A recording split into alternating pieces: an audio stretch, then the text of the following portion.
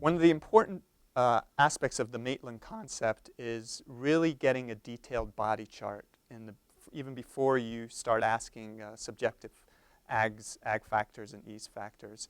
By getting the area of symptoms that someone's complaining of and really getting detailed information, you start developing your hypothesis on what structures may be involved. So when you're talking to the patient, you're asking, so where are your area of symptoms? And if a patient may say a common complaint is in the PSIS area, your thinking should already start, is this a lumbar problem or an SIJ problem? They could complain of areas in their buttock. Again, that could be a multitude of problems. You're thinking, is it lumbar, SI, or hip problem? A common complaint is pain in the greater trochanteric area. So you'll get a common diagnosis of hip bursitis. But one needs to consider also the lumbar spine, especially at the L4 level, can refer pain into the greater trochanteric area. Then as you establish the patient's lumbar symptoms, you also want to clear their leg symptoms. Even if they're not really complaining of it, you want to ask it. You want to ask, do they have any symptoms in the back of their hamstring, in their calf?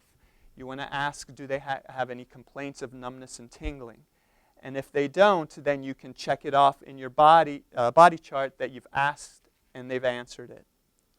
Then you have a patient turn around, and also you want to clear the front part. So you want to ask, do they have any lower abdominal symptoms? Sometimes an L4 disc can be a lower abdominal.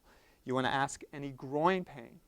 There you're thinking can be hip, can be upper lumbar spine, can be SIJ. Any pain in front of their thigh, any pain into their shin, and again, if you haven't asked it already, any complaints of numbness and tingling. And also asking the other side.